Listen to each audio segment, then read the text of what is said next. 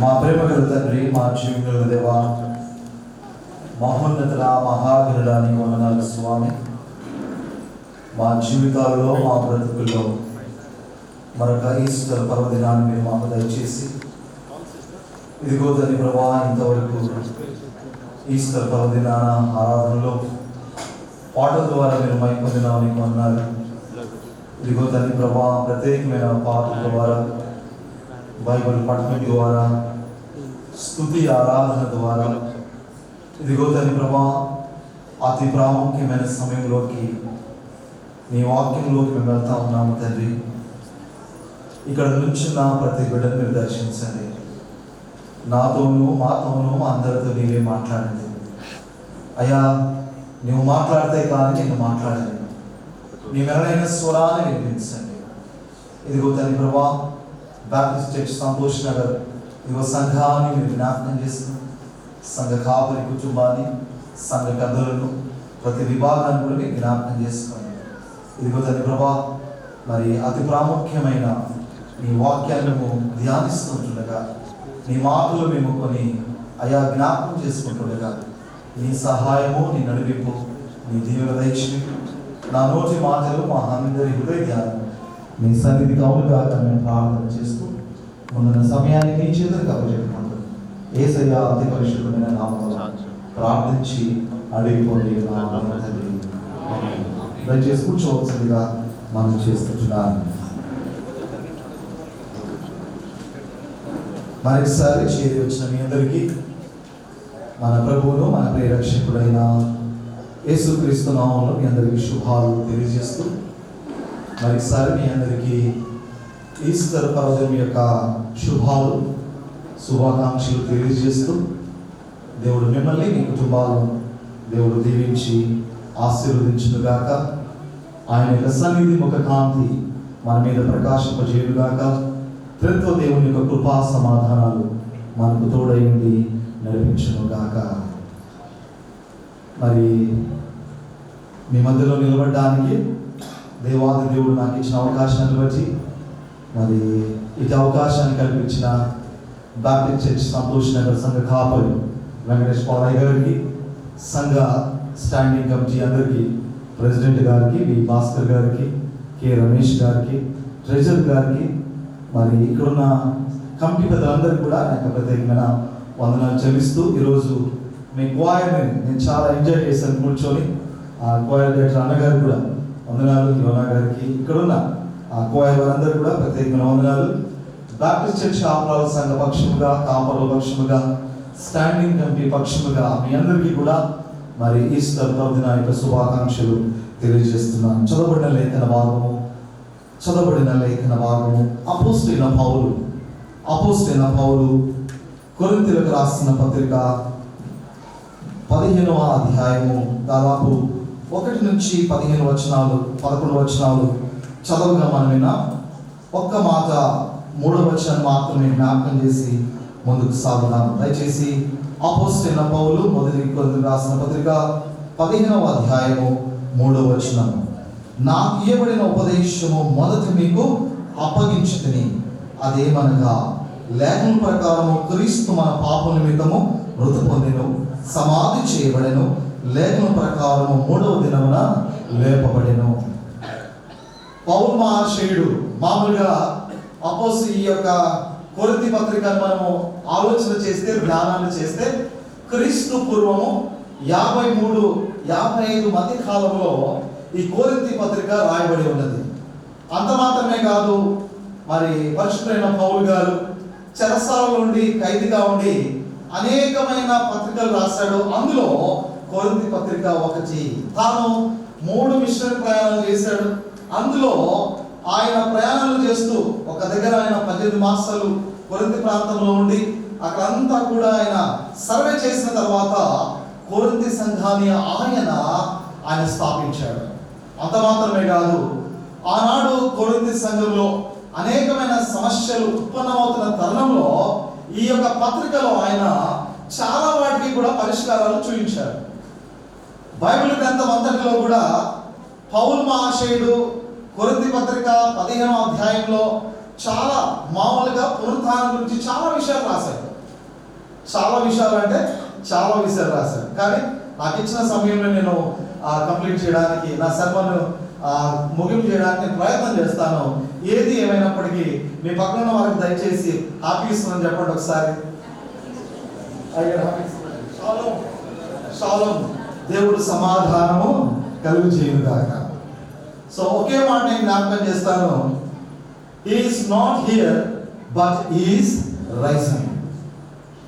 ఈరోజు మెయిన్గా నా ఫోకస్ అంతా కూడా the power of resurrected Christ గురించి చెప్పాలని ఆలోచన కలిగి ఉన్నాను.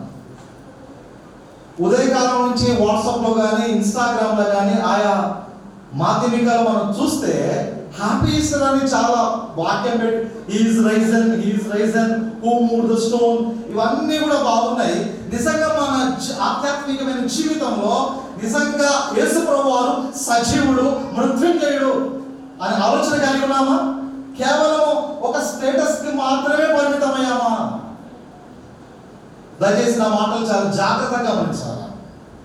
ఇక్కడ పౌలు మహాశయుడు కొరింథీ పత్రికను ఉద్దేశించి రాస్తా ఉన్నాడు. ఏంటిదంటే, లేఖల ప్రకారము క్రీస్తు మన పాపల నిమిత్తము ఆయన చనిపోయి సమాధి చేయబడ్డాడు, తిరిగి లేఖల ప్రకారము 3వ దినాన లేపబడి ఉన్నాడు. ఒకవేళ మనము చాలా విషయాలు క్లుప్తంగా జ్ఞాపకం చేసుకుంటే, యేసు ప్రభువు వారి యొక్క జన్మ వృత్తాంతాన్ని మత్తయి, మార్కు మాత్రమే రాశారు. కానీ సువార్తలో యేసు ప్రభువు వారి యొక్క పునరుత్థానం గురించి 4 సువార్తలు రాయబడింది. వారి యొక్క దృక్పథంలో, వారి యొక్క ఆలోచన విధానం బట్టి 4 సువార్తలు రాయబడింది. కానీ పౌలు గారు, అయ్యా మొదట మీకు ఉపదేశించబడిన ఈ ఉపదేశాన్ని, అనగా యేసు ప్రభువు వారు ఎక్కడ జన్మిస్తాడు, ఆయన ప్రవచనానుసారంగా ఎక్కడ జన్మిస్తాడు, ఎక్కడ పుట్టాలి, ఏమి సంగతి అని బైబిల్ ప్రబోధిస్తా ఉంది. ఆయన ఎక్కడ మరిస్తాడు, ఒక మాట నేను జ్ఞాపకం చేస్తాను. మొట్టమొదటిగా ఆదివారము పెద్దలకడనే సమాధి దగ్గరికి ఎవరు వచ్చారండి? మగ్దలేని మరియ, చాలా మంది ఎవరు వచ్చారు? స్త్రీలు వచ్చారు. యేసు ప్రభువారు కన్య మరియ గర్భాన ఉద్భవించాడు. అనగా ఉదయకాలం అందే సమాధి దగ్గరికి స్త్రీలు వచ్చారు. ఆ భాగ్యము స్త్రీలకు మాత్రమే దేవుడు ఇచ్చాడు. అందుకే ఈరోజు సంఘము కానీ, కుటుంబము కానీ, ఏ వ్యవస్థ అయినా కానీ రోధించే స్త్రీలు ఉన్నప్పుడు ఆ సంఘము ఉజ్జీవింపబడుతుంది. సమాధి, మానవుని యొక్క చివరి ప్రయాణము అంతం ఏంటిదంటే సమాధి. ఎవరి జీవితంలో మనందరి, నీ నా జీవితంలో చివరి ప్రయాణం ఎక్కడికి? సమాధి. ప్రపంచంలో ఎంతో మంది రాజులు పుట్టారు, ప్రభువులు ఉన్నారు, చక్రవర్తులు ఉన్నారు, వేరే వేరే మత సంబంధమైన వేరే వేరే చాలా మంది ఉన్నారు. ఒకవేళ గౌతమ బుద్ధ కానీ, గురునానక్ కానీ, వారి సమాధులన్నీ సమాధులుగానే ఉన్నాయి. కానీ యేసు ప్రభువు యొక్క సమాధి ఖాళీ అయిన సమాధి. He was risen from the death. అందుకే యేసు ప్రభువు యొక్క సమాధి ఖాళీ అయిన సమాధి. చిన్నప్పుడు మా సండే స్కూల్లో ఒక మాట జ్ఞాపకం వస్తూ ఉంది. మేమంతా కూడా సండే స్కూల్ వెళ్ళినప్పుడు కూర్చున్నప్పుడు మాకందరికి ప్లాస్టిక్ సైకిల్ ఇచ్చారు. సండే స్కూల్ టీచర్ దగ్గర కూర్చున్నాం, మేము కూడా కూర్చున్నాము. ఆ సండే స్కూల్ టీచర్ అందరినీ చెక్ చేస్తూ ఉంది. ఆ ప్లాస్టిక్ ఎగ్స్ తీసుకొని వచ్చి ఒక్కొక్కరు ఒక దాంట్లో తీసుకొచ్చారు. కొందరేమో చాక్లెట్ తీసుకొచ్చారు, కొందరేమో చాలా చాలా రకాలు తీసుకొని వచ్చారు. ఒక విద్యార్థి మటుకు ఏం చేసిందంటే ఖాళీ ప్లాస్టిక్ ఎగ్ తీసుకొని వచ్చింది. టీచర్ దగ్గర ఏమంటుందనంటే, అమ్మ టీచర్, ఈ plastics egg symbolises the empty tomb of Jesus Christ. Hallelujah, hallelujah. ఎందుకు నేను మాట చెప్తున్నానంటే, చిన్న పిల్లలకే అంత జ్ఞానం ఉంటే యేసు ప్రభువు వారి యొక్క సమాధి ఖాళీ అయిన సమాధి అని చెప్పగలిగితే, నిజంగా హూ మూవ్డ్ ద స్టోన్, యేసు ప్రభువు వారి యొక్క సమాధి దగ్గర ఉన్న రాయిని ఎవరు తొలగించారు? ఇంకొక మాట జ్ఞాపకం చేస్తాను, మీరు సజీవుడైన వారిని మృతులో ఎందుకు మీరు వెతుకుచున్నారు? ఆయన ఎప్పుడో లేచి ఉన్నాడు, గలిలయ ప్రాంతం అంతా కూడా సంచరిస్తా ఉన్నాడు. అంత మాత్రమే కాదు, 5,000 మందికి ఆయన కనబడ్డాడు. పౌలు ఎంత మాట జ్ఞాపకం చేస్తున్నాడు అంటే, ఆయన వ్యక్తిగతంగా యేసు ప్రభువు వారి యొక్క పునరుత్థాన యొక్క అనుభవాన్ని ఎక్స్పీరియన్స్ చేస్తా ఉన్నాడు. నేను నా ప్రభువును నేను చూచితిని. నిజంగా ఆ మాట చదువుతా ఉన్నప్పుడు చాలా సంతోషం అనిపించింది. నిజంగా నేను ప్రభువును చూచింది. ఒక మామూలుగా స్క్రిప్చర్ బేస్డ్ ఈ లేఖనాలను మనం అర్థం చేసుకోవాలంటే ఒక భక్తుడు ఒక మాట అంటాడు, ఏంటిదంటే when we cannot read the Bible, we cannot understand the mind of Jesus Christ. ఆ మాట చాలా జాగ్రత్తగా గమనించాలి. When we cannot read the Bible, we cannot understand the mind of Jesus Christ. When we read newspaper, we get many information, but when we read the Bible, we get into transformation. దయచేసి అర్థమవుతుందండి. నేను కొంచెం ఉజ్జింపజేయడానికి ఆ మాట నేను చెప్తా ఉన్నాను. సమాజం అంతా మనం బైబిల్ చదివినా చదవకపోయినా సమాజం అంతా కూడా మనల్ని గమనిస్తూ ఉంటారు. క్రైస్తవులు ఎవరు చదువుతారంటే సమాజము చదువుతారు. మన నడక, మన పడక, మన యొక్క ప్రవర్తన, వ్యవహార శైలి సమస్తమంతా కూడా సమాజము చదువుతారు. సో లేఖన ప్రకారము క్రీస్తు 3వ దినాన లేపబడి ఉన్నాడు, లేచి ఉన్నాడు. అసలు యేసు ప్రభువారు ఇక్కడ ఈ 1 కొరింథీ పత్రిక అంతా కూడా మనం ఆలోచన చేస్తే, ఒకవేళ క్రీస్తు లేపబడని ఎడల మీరు ప్రకటించిన విశ్వాసము వ్యర్థమే. వ్యర్థమా కాదా? మీరు చెప్పే ఆలోచన కూడా వ్యర్థమే. అందుకే మృతుల పునరుత్థానము లేదని మీరు ఎట్లా చెప్తారు? మీరు ఈరోజు క్రైస్తవ విశ్వాస జీవితము ఆధారపడింది పునరుత్థానం మీదనే. ఉద్ధారము అనగా లేపబడుట. అందుకే ఈ ఉదయకాలమందు యోబు భక్తుని మనం ఆలోచన చేస్తే, యోబు భక్తుడు అంటాడు కదా, నా విమోచకుడు సజీవుడు. ఎంత చక్కని మాట అండి. ఒకసారి ఆ మాట జ్ఞాపకం చేసుకుందామా? యోబు గ్రంథము 19వ అధ్యాయం 25వ వచనం అనుకుంటా. దయచేసి ఒకసారి ఆ మాట చదువుదాం. యోబు గ్రంథము 19:25 ఒక్కసారి. అయితే నా విమోచకుడు సజీవుడనియు తర్వాత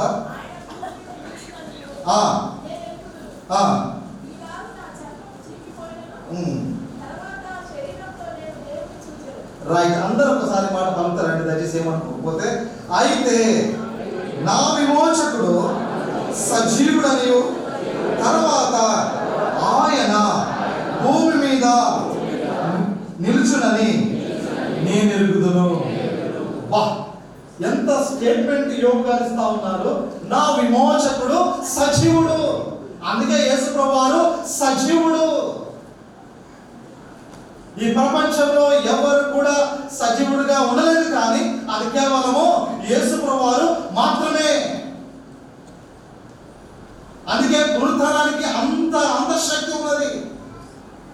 అందుకే పౌలు కూడా ఏమంటాడంటే, ఆయన పునరుత్థాన బలము ఎరుగు నిమిత్తము. That symbolizes the power of resurrection. The power of resurrection is important in Christian life. ఎంత ఎక్స్పీరియన్స్ పౌలుకి లేకపోతే ఆయన పునరుత్థాన బలము ఎరుగు నిమిత్తము. అందుకే పౌలు గారు క్రీస్తు ప్రభుల వారికి సమకాలీనుడు. యేసు ప్రభు వారికి 39 కొరడా దెబ్బలు తిన్నాడా? తిన్నాడు. ఎంత అనుభవం అండి. ఓడ ప్రయాణం చేశారు చాలాసార్లు. ఓడ ప్రయాణం కానీ, నిద్ర లేని స్థితి కానీ, అన్నం లేని స్థితి కానీ, ఆహారం లేని స్థితి కానీ, అందుకే ఆ మాట అంటా ఉన్నాడు. కానీ ఈ మరణం ఎక్కడి నుంచి స్టార్ట్ అయిందంటే, ఎప్పుడైతే దేవుడైన యెహోవా ఆదాము అవ్వను ఏదెను తోటలో ఉంచి మీరు తినవద్దన్న వృక్ష ఫలాన్ని తిన్నారో, అప్పుడు మీ మనోనేత్రాలు వెలిగింపబడతాయి, తెరవబడతాయి. అందుకే ఆ మాట రాయబడింది, మీరు ఈ వృక్ష ఫలము తినుదినమున మీరు చచ్చారు. అక్కడ నుంచి స్టార్ట్ అయింది మరణం. ఏలైనగా పాపం వల్ల వచ్చు జీతము మరణము. మరణము అందరికీ కూడా సంప్రాప్తమైంది. ఈ మరణాన్ని కొట్టివేయడానికి యేసు ప్రభువు ఈ లోకానికి వచ్చి ఉన్నాడు. ఈ ప్రపంచంలో ఒక మాట నేను జ్ఞాపకం చేస్తాను, ఏంటంటే ఈ ప్రపంచంలో మరణానికి ఎక్కువగా భయపడతా ఉన్నారు. భయపడుతున్నారా లేదా? అందుకే యేసు ప్రభువు అంటాడు, ఓ మరణమా నీ ముల్లెక్కడ, ఓ మరణమా నీ విజయం ఎక్కడ?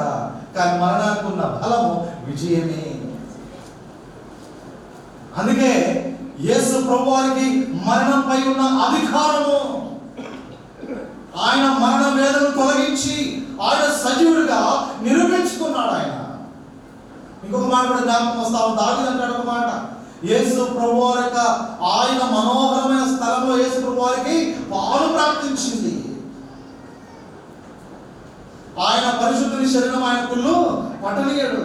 ఆయన ఎముకల్లో ఒకటి కూడా విరవబడదు. తండ్రికి తన ఆత్మను అప్పగించుకున్నాడు.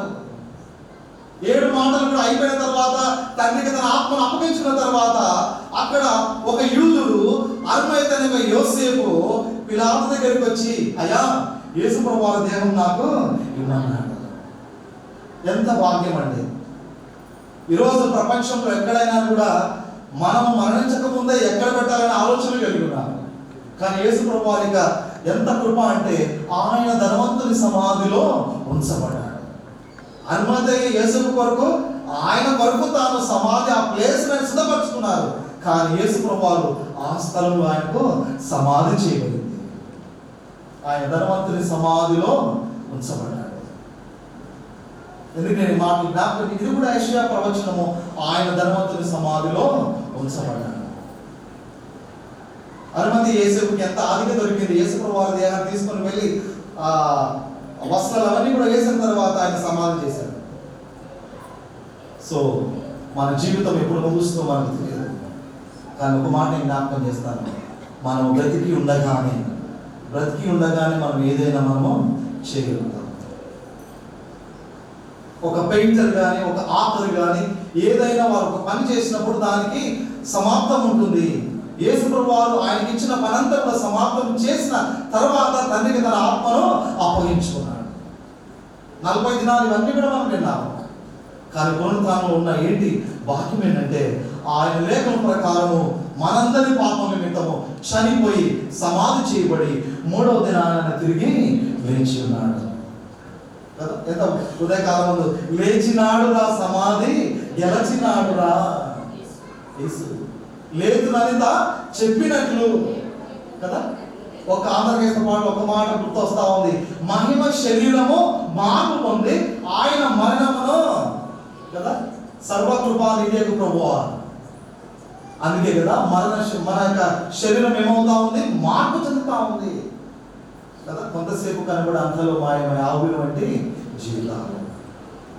ఈ క్షణంలో ఏం జరుగుతుందో మనకు తెలుసా అండి? తెలియదు. అందుకంటే నా విమోచకుడు సజీవుడు. మీరు సజీవులైన వారి మృతులు ఎందుకు మీరు వెతుకుచున్నాడు? ఆయన లేడు. దాంతో పాటు ఒక్క మాట జ్ఞాపకం చేస్తాను. లూకా సువార్త 18:35లో ప్రవచన సారంగా ఒక్క మాట చదువుకుందాం ఒకసారి. లూకా సువార్త 18వ అధ్యాయం 30వ వచనం. అక్కడ ఒక 31 అనుకుంటారు. 31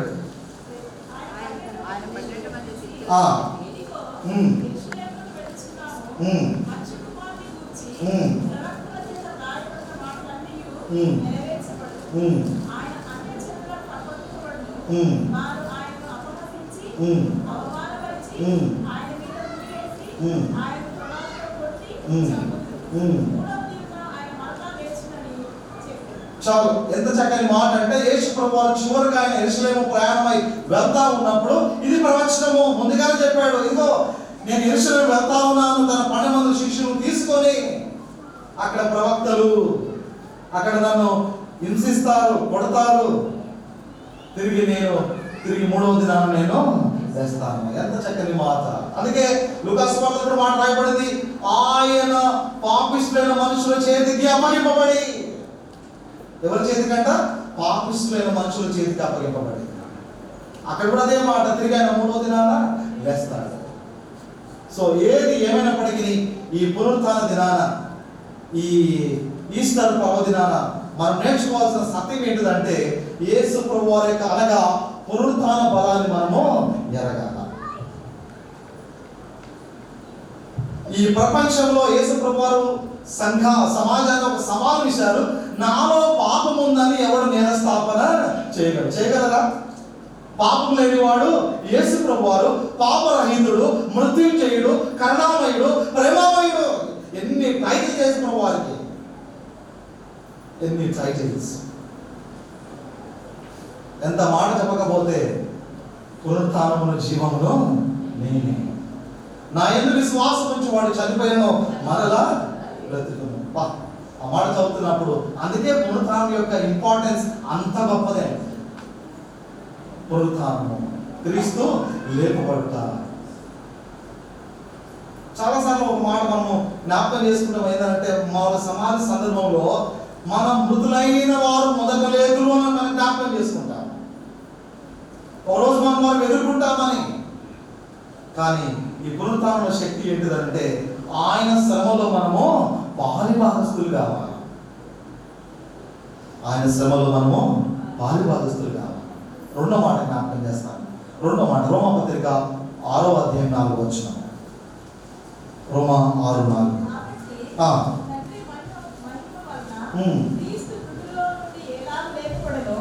అలాగే మనము నూతన జీవం పొందిన వారమై నడుచుకున్నట్లు మనము బాప్తిస్మం వలన మరణంలో పాలుపొందుటకై ఆయనతో కూడా పాతి పెట్టబడింది. మరియు ఆయన మరణం యొక్క సాదృశ్యమందు ఆయనతో ఐక్యం కలవాలమని ఎడగా ఆయన పునరుత్థానం యొక్క సాదృశ్యమందు ఆయనతో ఐక్యం కలవాలమై ఉండును. చాలు, మొట్టమొదటిగా మనము పునరుత్థాన బలాన్ని ఎరగాలని చూసాము. రెండవది పునరుత్థానం ద్వారా ఐక్యముగా కలిగి ఉండాలి. ఐక్యముగా, సమిష్టిగా. ఒక ఇండియన్ టీం గెలిచిందంటే, ఐపీఎల్లో ఒక టీం గెలిచిందంటే ఒక్కరు ఆడితే కాదు, దాంట్లో 11 మంది 12 మంది వారు కరెక్ట్గా ఆడితేనే టీం అంతా కూడా విజయము సాధిస్తుంది. అందుకే సంఘముగా, సంఘ విశ్వాసులంగా, పెద్దలుగా, కాపర్లంగా మనమందరం కూడా సమిష్టిగా ఆయన సేవల పక్షంలో ముందుకు సాగాలా జ్ఞాపకం చేస్తా ఉన్నాడు. మొట్టమొదటిగా మనం చూసాము ఆయన పునరుత్థాన బలము ఎరుగు నిమిత్తము.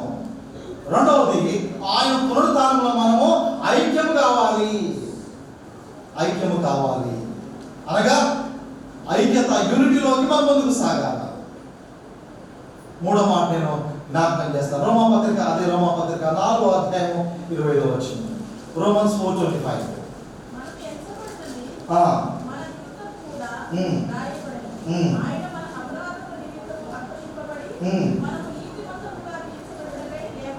మనము నీతిమంతులుగా తీర్చబడటకై లేపబడెను. ఆ మాట జ్ఞాపకం చేసుకోండి, లేపబడెను.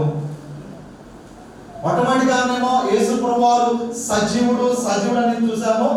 మనమందరం కూడా నీతిమంతులుగా తీర్చబడడానికి లేపబడెను. అందుకే ఈజ్ రైజన్. ఈ ఒక్క దినమేనా? ఇక్కడే ఉన్నారు అందరూ. ఎందుకో చాలా సీరియస్గా ఉన్నారు. ఇంటికి వెళ్ళిన తర్వాత ఎట్లయినా బిర్యానీ అది తింటాం, నో ప్రాబ్లం. కానీ బిర్యానీ కంటే శ్రేష్టమైంది వాక్యం. నీ వాక్యమే నన్ను బ్రతికించేది, నా బాధలో నెమ్మది ఇచ్చేది. ఒక మాట జ్ఞాపకం చేస్తాను. గత ఈస్టర్ పర్వదినం ఉన్న వాళ్ళు ఈ ఈస్టర్కి లేరు కదా. సజీవులే కదా దేవుణ్ణి స్తుతించేది. ఆయన సజీవుడు. మనం నీతిమంతులుగా తీర్చబడడానికి ఆయన లేపబడ్డాడు. యేసు ప్రభువు అనేకమైన ఉదాహరణలు చెప్తా ఉన్నాడు. ఏమని చెప్తా ఉన్నాడంటే, మరియా లాజరు యొక్క వృత్తాంతంలో, అమ్మా నువ్వు ఎందుకు ఏడ్చుచున్నావు? మనలో కన్నీళ్ళు లేవంటారా? ఉన్నాయి. మన బాధలో ఉన్నప్పుడు, కష్టాల్లో ఉన్నప్పుడు ఆటోమేటిక్గా తెలియకుండానే మనకు కన్నీళ్ళు వస్తాయా రావా? వస్తాయి. అన్నీ బాగున్నప్పుడు అరవై స్తుతి మాయమా అంటాము. ఒకవేళ బాధ ఉన్నప్పుడు ఏ స్తుతి గీతం మనకు రాదు. వస్తాయంటారా? ఒకవేళ నేను మీ దగ్గర నేర్చుకోవాలని ఆశపడుతున్నాను. యేసు ప్రభువారు కూడా కన్నీళ్ళు విడిచాడు. ఒక వ్యక్తి మరణంలో ఉన్నప్పుడు, మరణ పడకపై ఉన్నప్పుడు చివరిగా మాట్లాడే మాటలు ఎంతో ప్రాముఖ్యమైనది. అందుకే యేసు ప్రభువారు కొన్ని 2000 సంవత్సరాల క్రితం పూర్వమే ఆయన ఈ లోకానికి వచ్చి పడిపోయిన మానవాళిని వెదకి రక్షించడానికి, నరుల చెడుతనము భూమి మీద గొప్పదని ఆయన ఎంచుకున్నాడు. ఆయన ఈ పాపము ఏలుబడి చేస్తా ఉంది. మానవుని ఎక్కువగా ఏలుబడి చేసేది ఏంటి తెలుసా ఈ రోజులలో? ఒక్క మాట చెప్తాను, దయచేసి ఏమనుకోదు. 12 అయినా 1 గంట అయినా జనాలు నిద్రపోతలేరండి. దయచేసి ఏమనుకోదు, ఉన్నది కూడా చెప్తున్నాను. మీరు నన్ను నెక్స్ట్ టైం పిలవకున్నా పర్లేదు. 1 గంటకైనా ఇంకా ఆన్లైన్లో ఉంటున్నారు జనాలంతా. ఒకప్పుడు సాయంత్రం 7 అయితే ఆర్ఆర్కే మూర్తయ్య గారు అనే ఒక మెసేజ్ వినడానికో, జోషన్న గారి మెసేజ్ వినడానికో ఎంత చక్కగా ఆ రేడియో పెట్టుకొని మనం వింటా ఉంటామో, ఈరోజు 7 అయితే ఎక్కడ ఉంటామో నేను చెప్పదు. ఇక్కడి నుంచి అంతా రికార్డ్ అవుతున్నామో కదా. ఆ దినాలు పోయినాయి. నిజంగా మన కుటుంబాలలో కుటుంబ ప్రార్థన ఉందా? ఉదయం సాయంకాలం ఉందా? పరిశుద్ధాత్మదేవుడు మాట్లాడుతున్నా, నాకు ఎవరేం చెప్పలేదు. పరిశుద్ధాత్మదేవుడు మాట్లాడతాను. నా విమోచకుడు సజీవుడని చీకిపోయిన నా శరీరంతో నా ప్రభువు నేను చూస్తాను. ఆ విశ్వాసం మనకు ఉండాలా, ఆ నమ్మకం మనకు ఉండాలా. అందుకంటాడు కదా, పునరుత్థానమును జీవమును నేనే. జీవము అయ్యా చెప్పారు, ఒక్కసారి నా జీవం ఆగిపోతే నేను డెడ్ బాడీ. అంతవరకు రెవరెండ్ సుందర్ సామ్యుల్ అని పిలుస్తారు, తర్వాత బాడీ అంటారు. ఇంకా అంతే, పార్థివ దేహము కదా. ఎంత కదా అసలు జిందా అయితో ఇంకంతే, అప్పుడే మాట కదా. మన జీవితంలో మన గుండె ఎప్పుడు ఆడుతుందో మనకు తెలియదు, కానీ ఉన్నంత కాలం మనము క్రీస్తు కొరకే మనము నిలబడాలి. అదే పౌలు కొడుతా ఉన్నాడు ఏంటంటే, మీరు నా మరణ పునరుత్థానాలు మీరు ప్రకటన చేయండి, ప్రచురం చేయండి మీరు. అదే అందుకే ఒకే మాట, తోమా కూడా సందేహపడ్డాడు లేదా, అయ్యా నీ వేళల్లో నేను చేతులు పెడితే కానీ నేను నమ్మనన్నాడు. 3.5 సంవత్సరాల పాటు వీళ్ళందరూ కూడా యేసు ప్రభువుతో తిరిగి బోధన చూడలేదా? ఆశ్చర్యమైన కార్యాలు చూడలేదా? స్వస్థత చూడలేదా? అద్భుతాలు చూడలేదా? ఎందుకు ఆ సందేహము? మనలో ఉందే మా సందేహంతో ఇంకా ప్రభు లేచి ఉన్నాడా లేదా క్వశ్చన్ మార్క్.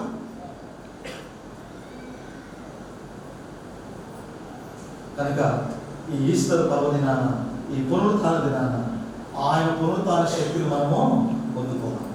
రెండవది, పునరుత్థానంలో మనము ఐక్యము కావాలి.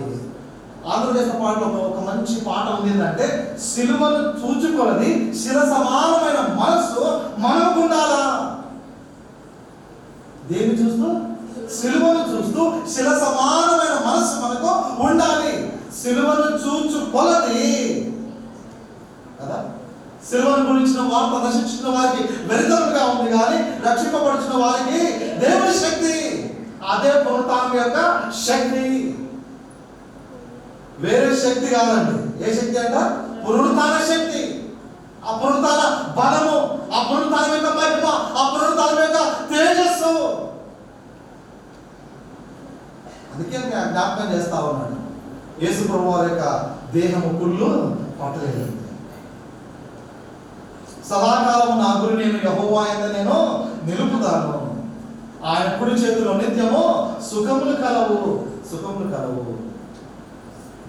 సో ఈ యొక్క ఉదయకాలము ఈస్టర్ పర్వదినాన ఒకవేళ మనము పౌలు భక్తుడు అదే అధ్యాయంలో చెప్తాడు, ఒక్క రెప్పపాటున మనము మార్పు చెందుతామట. ఒక్క రెప్పపాటులో మనం ఏమవుతామో మార్పు చెందుతాము. మార్పు చెందినప్పుడు ఏమవుతామో అది ఎట్లనో ఉంటుంది కదా మహిమ. అంతవరకు అక్షయంగా విత్తబడింది మహిమకరంగా ఉంటుంది, అమర్త్యమైనది మధ్యముగా ధరించుకోవాల్సి ఉంటుంది అని పౌలు ప్రబోధిస్తా ఉన్నాడు. సో మానవులుగా దేవుడు ఇచ్చిన ఈ శేష జీవితాన్ని గత ఈస్టర్ పర్వదినం ఉన్న వాళ్ళు ఈ ఈస్టర్ తెలియదు, వచ్చే సంవత్సరం మనం ఉంటామో లేదో మనకు తెలియదు. కానీ ఒక ప్రశ్న ఏంటిదంటే, ఉన్నంత కాలము క్రీస్తు వైపు చూస్తూ, ఆయన గురి వైపు చూస్తూ మనము పరిగెత్తాలి. అందుకే పౌలు అంటాడు కదా, మంచి పోరాటం నేను పోరాడింది, నా పరుగు నేను అనుమతించలేదు, నాకు జీవ కిరీటము ఉంచబడింది. అదే విశ్వాసం. కనుక ఈ ఉదయకాలం, ఈ మధ్యకాల సమయం ఇంకొక మాట నేను జ్ఞాపకం చేసి నేను ముందుకు సాగుతాను. ఒకసారి మత్తయి సువార్త 28వ అధ్యాయం 6వ వచనం ఒక మాట జ్ఞాపకం చేసుకున్నాను. మాథ్యూ గాస్పెల్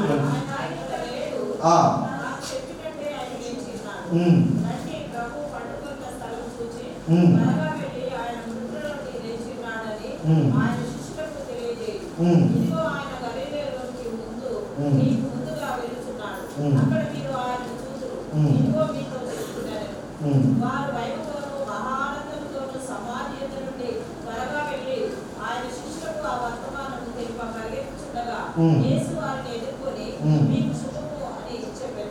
వారు ఆయన ఎదురు వచ్చి ఆయన పాత్రలు పట్టుకొని ఆయన కృపగా యేసు భయపడకుడి, మీరు వెళ్ళి నా సహోదరులు గలిలయకు వెళ్ళవలనట్టు వారందరూ నన్ను చూతులని వారికి తెలుపుడని.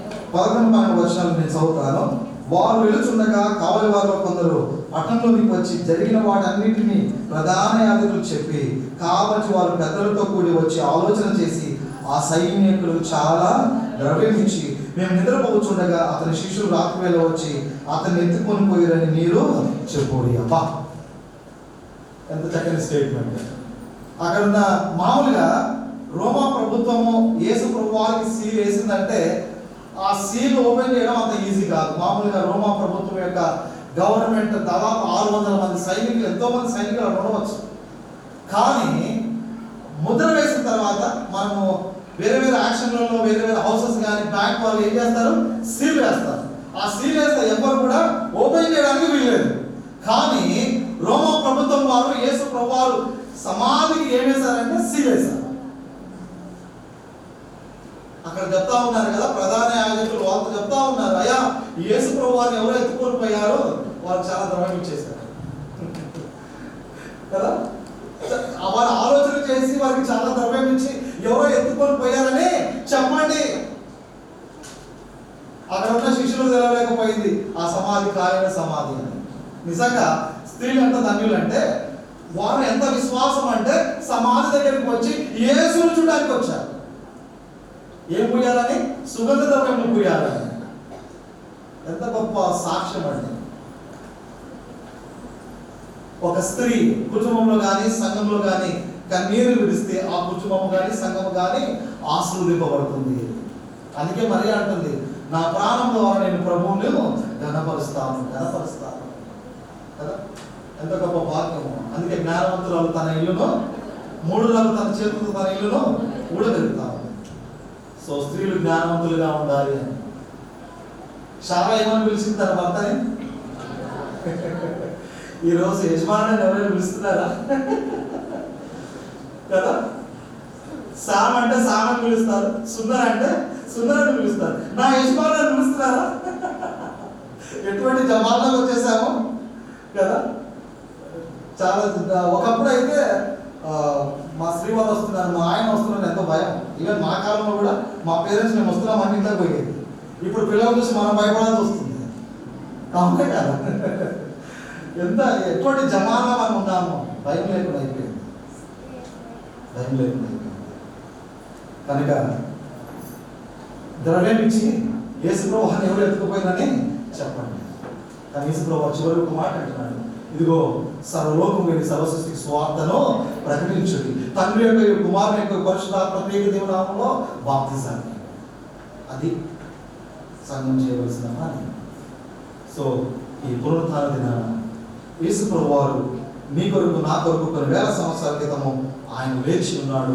ఆయన సజీవుడు, ఆయన విమోచకుడు. ఇంకొక మాట జ్ఞాపకం చేస్తాను, నిన్ను నన్ను ఆయన పాపము నుండి ఆయన మనల్ని విమోచించాడు. ఇంకోటి శ్రమ నుండి మనకు విధేయత కలిగించాడు, విమోచించాడు, మన కట్ల నుంచి విడిపించాడు ఆయన. అది ఏ కట్లు అంటే పాపపు కట్లు. మామూలుగా పామ్ సండే రోజు మనం మాట్లాడుకుంటాం, కానీ ఈస్టర్ పర్వదినాన కూడా ఎన్నో కట్లు ఉన్నాయి, ఎన్నో బంధకాలు ఉన్నాయి, ఎన్నో కష్టాలు ఉన్నాయి. అవి నేను ఇక్కడ నుంచి చెప్పను, కానీ మనకు తెలుసు ఏ పాపపు కట్ల చేత ఉన్నాము. అయ్యారు చెప్తా ఉన్నాడు, ఒక మాట జ్ఞాపకం వచ్చింది. నిజంగా సన్ రైజ్ సర్వీస్ కి మొట్టమొదటిగా వచ్చిన వారికి బైబిల్ ఇచ్చారు. నిజంగా 366 రోజులు వచ్చిన వారికి ఇంకా దేవుడు ఎంకరేజ్ చేయడానికి హల్లెలూయా. గట్టిగా హల్లెలూయా. ఇంకా అయ్యగారు అటెండెన్స్ ఎంత ఎంత కదా అటెండెన్స్ 10 గంటలు వచ్చిన వారికి హల్లెలూయా చెప్తామా? హల్లెలూయా. ప్రైజ్ ద లార్డ్ కదా. అంటే నేను అనేది ఏంటంటే రైల్వే స్టేషన్కి బస్ స్టాండ్కి ఫ్లైట్కి పోవాల్సింటే 10 గంటల కంటే 9:30 పోయి కూర్చుంటాం. ఒక డాక్టర్ అపాయింట్మెంట్ ఇస్తే ఎన్ని గంటల ముందు ఉంటామండి? గంటన్నర ముందే ఉంటాం. ఉంటామా లేదా? దేవుని సన్నిధిలో వేగిన పడి రావాలి. నేను ఉదయకాలం నేను వస్తూ ఉన్నాను, బైబిల్స్ పట్టుకొని మామూలుగా ట్యాంక్ నుంచి వస్తూ ఉంటాను, బైబిల్ పట్టుకొని ఉడుకుతా ఉన్నాను. ఎంత ఆసక్తి! దావీదు అంటాడు, నీ ఇంటిని గురించిన ఆసక్తి నన్ను భక్షించుచున్నది. సో మరిసారి ఈ పునరుత్థానం యొక్క సందేశం ఏంటిదంటే పౌలు ఒకే మాట అంటున్నాడు, అయ్యా నేనేమై ఉన్నాను కేవలం దేవుని యొక్క కృప. ఇంకొక మాట అంటాడు, నేను దౌర్భాగ్యుడు, నేను ఎంతటి వాడు. మనం అనగలుగుతామా? ఎంత దౌర్భాగ్యుడను, ఎంత నీచుడను. కానీ పౌలు అవన్నీ కూడా తగ్గించుకొని ఏమంటున్నాడంటే, అయ్యా నేనేమై ఉన్నాను ఈరోజు కేవలం దేవుని యొక్క కృప. ఈరోజు ఈస్టర్ పర్వదినం వరకు సజీవుల కలిగి ఉన్నామంటే కేవలం దేవుని యొక్క కృప.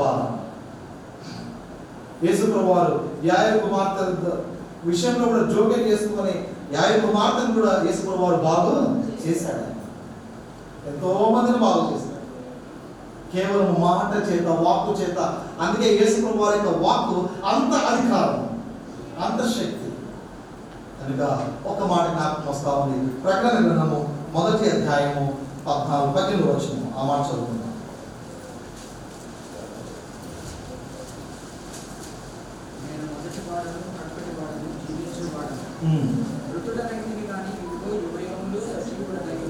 చాలు, ఎంత చక్కని మాట అండి. నేను మొదటి వాడను, కడపటి వాడను, జీవించు వాడను, మృతుడనైతిని గాని ఇదిగో యుగ యుగములో సజీవుడనై ఉన్నాను. ఇదిగో యుగ యుగములో సజీవుడనై ఉన్నాను. మనం సజీవులం కాబట్టి ఏమి ఇవ్వగలనయ్యా నా యేసయ్యని పాట పాడుతాం. యోహాను సువార్తలో మాట ఉందేనంటే, గోధుమ గింజ భూమిలో పడి అది చనిపోతేనే విస్తారంగా ఫలిస్తుంది, లేకపోతే కనుక యేసు వారు ఒక గోధుమ గింజ మనమందరము మార్కెట్లో తెచ్చుకొని ఎంత చక్కగా మనం చపాతీలు చేసుకుంటున్నాము. మామూలు పూర్వదిన కాలంలో అయితే మామూలుగా గోధుమలు అన్నింటిలో విసిరేవారు. ఇప్పుడు విసిరేవారు లేదు, ఇప్పుడు అన్ని గ్రైండర్స్ వచ్చినాయి, మిషనరీస్ వచ్చాయి. అంతగా మనము నలగొట్టబడాలా, విరగొట్టబడాలా క్రీస్తు మహిమార్థమై. అందుకే యేసు వారు ఆయన గోధుమ గింజతో పోలుస్తా ఉన్నాడు. గోధుమ గింజతో ఇంకొక అంటున్నాడు, నేను కడపటి వాడను, మొదటి వాడను, ఇదిగో నేను యుగయుములకు సజీవులమై ఉన్నాను. యుగయుములకు మనము సజీవులమై ఉన్నాము కదా. మనిషి బ్రతుకుంటేనే మామూలుగా మీరు ఎప్పుడైనా ఈరోజు నేను వస్తా ఉన్నాను, చికెన్ షాపులు, మటన్ షాపులు అన్నీ కూడా బిజీగా ఉన్నాయి. వాళ్ళకు బోర్డు రాశారు, లైవ్ డ్రెస్ అని పెట్టారు. నిజంగా ఆ బోర్డు చూసినప్పుడు ఎందుకో మామూలుగా ఆ కోడి చాలా మంది అడుగుతారు, లైవ్ ఉందా లేదని అడుగుతా ఉంటారు చాలా మంది ఏమో అప్పుడప్పుడు కట్ చేసి తీసుకుని వెళ్ళిపోతూ ఉంటారు. కానీ ఆ బోర్డు చూసినప్పుడు నన్ను ఎందుకు ఆకర్షించింది ఏంటంటే, యేసు ప్రభువారు కూడా ఆయన సజీవుడు, ఆయన సజీవుడు. అందుకే ఆయన మనము సజీవమైన వారిని మనము ఆరాధిస్తున్నాము, మనం యేసు ప్రభువారిని కొనియాడుతున్నాము. కనుక ఈ ఉదయకాలము ఈస్టర్ పర్వదినాన ఇదిగో ఆయన లేఖన ప్రకారము ఆయన సమాధిలో మరణించి మన పాపల నిమిత్తం, సమాధిలో మన పాపల నిమిత్తం ఆయన మరణించి తిరిగి 3వ దినాన పునరుత్థానుడై లేచినాడు. కనుక మనందరికీ కూడా ఒకరోజు ఆ స్థలంలో మనకు అవకాశం ఉంటుంది. ఏంటిదనంటే మనోహరమైన స్థలము. ఏ స్థలం అంట? మనోహరమైన స్థలము. అటువంటి మంచి స్థలంలో మనందరికీ కూడా ఉండాలి అని అంటే ఒకటే మనం చేయాలా, ఆయన పునరుత్థాన బలాన్ని మనము ఎరగాలి. మనం చనిపోక ముందు ఎక్కడ సమాధి చేయాలని ఆలోచన చేస్తా ఉన్నాం. చాలా మంది కూడా అడుగుతూ ఉంటారు, మేము బుక్ చేసుకోవచ్చు ఆ సమాధి అని. నో, చనిపోయిన తర్వాత ఓకే, కానీ ముందుగా ఎందుకో ప్లాన్ చేస్తూ ఉంటారు చాలా మంది. బాగా అనిపించదు. సో మరణము ప్రపంచాన్ని వెళ్తా ఉంటుంది. ఒక మనిషి ద్వారా పాపం ఎలాగ విస్తరించిన లోకమంతా కూడా మరణము సంప్రాప్తమైంది.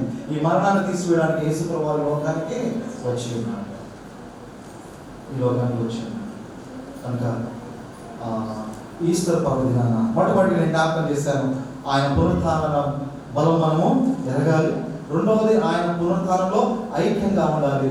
మూడవది ఆయన పునరుత్థాన ప్రేమ. పేతురు ఎన్నిసార్లు అడిగాడంటే నిజంగా నన్ను ప్రేమిస్తున్నావని? సిమోను పేతురు నిజంగా నన్ను ప్రేమిస్తావని ఎన్నిసార్లు అడిగాడు? 3 సార్లు అడిగాడు. యేసుప్రభువు వారు దేవాలయం పడగొట్టి ఎన్ని రోజులు కడతాడు? 3 రోజులు కడతాడు. యేసుప్రభువు వారు ఎప్పుడు లేచి ఉన్నాడు? 3వ దినాలు లేచి ఉన్నాడు. కనుక 3వ దినం అనగానే పునరుత్థాన దినము. యోనా ఎన్ని రోజులు ఉన్నాడంటే తిమింగల కడుపులో? మనుష్య కుమారుడు పునరుత్థానానికి సాదృశ్యంగా ఉంటుంది. కనుక ఇంకా ఇన్ని మాటలు మనం చెప్పుకున్నాం. యేసుప్రభువు వారు పునరుత్థానుడు, మృత్యుంజయుడు, ఇంకా అనేకమైన పేర్లు ఉన్నాయి.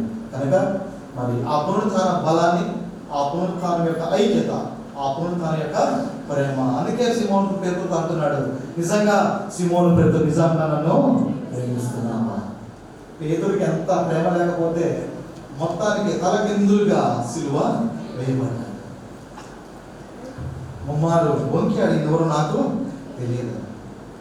కనుక ఈ ఈస్టర్ పర్వదినాన 3 విషయాలు. ఆయన పునరుత్థాన బలం ఎరగాల, ఆయన పునరుత్థానం యొక్క ఐక్యతలోకి రావాలా, ఆయన పునరుత్థానం యొక్క ప్రేమలో మనం ఎరగాల. అతి దీవెన, అతి ఆశీర్వాదము, అతి కృప దేవుడు మనకు దయచేయండి. దయచేసి పోయిన వారు ఉంటే ఇదిగో దేవా నా జీవితం ఒక పల్లవి పాడి ప్రార్థన చేసుకుని క్లోజ్ చేసుకున్నాను. దయచేసి పోయిన వారు డి మైనర్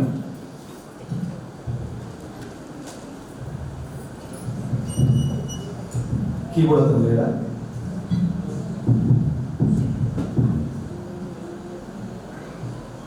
మనోజ్ ఇదిగో దేవా నా జీవితం డి మైనర్.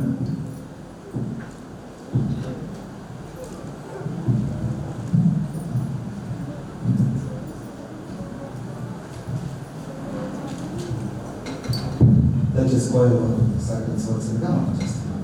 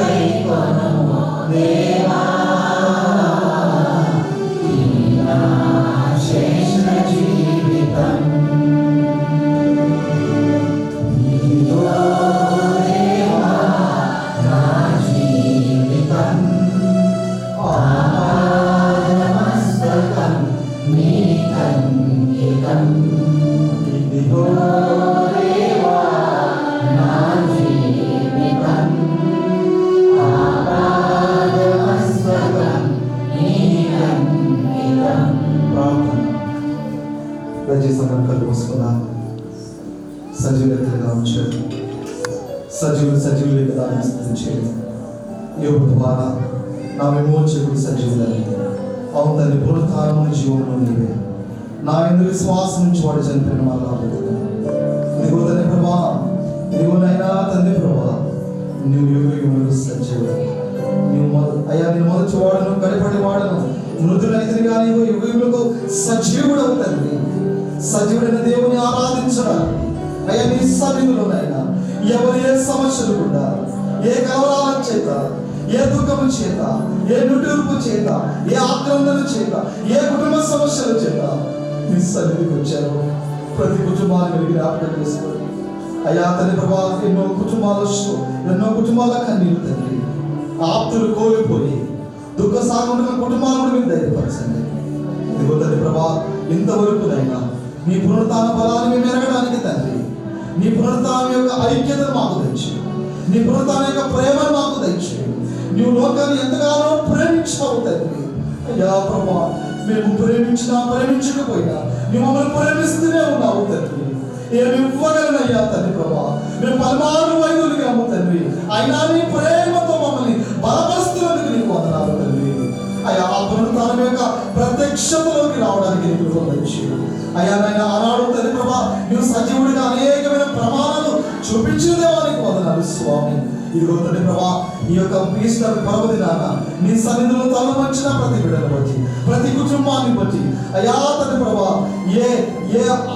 ఏ ఆత్మహత్య ఇదిగో తండ్రి ప్రభా, ఏ కన్నీళ్ళ చేత, ఏ కలవరాల చేత ప్రతి కన్నీటి భాషను తుడిచిపోయింది అయ్యా. నిజంగా నీ పునరుత్థానం యొక్క శక్తిని, నీ పునరుత్థానం యొక్క బలము, నీ పునరుత్థానం యొక్క ఐక్యతతో నింపబడి తండ్రి ప్రభా, రాబోయే దినాల్లో అనేకులకు ఆశీర్వాదకరంగా, మహిమకరంగా మీరు వాడుకోమని మరొకసారి నేను సంఘాన్ని, సంఘ కాపల్ని, సంఘ పెద్దలను, ప్రతి ఒక్క విభాగాన్ని నీ చేతులకు అప్పచెప్పుకుంటూ సంఘాన్ని నానాటికి మీరు బలపరిచి నడిపించి ఈ గొప్ప జ్ఞాపకం చేసుకోవాలని విన్న వాక్యం నీరు ఫలింపజేసి అనేకులకు ఆశీర్వాదకరంగా, మహిమకరంగా మీరు వాడుకోమని యేసయ్య అతి పరిశుద్ధమైన నామంలో ప్రార్థించి అడిగిపోయి నామం తండ్రి.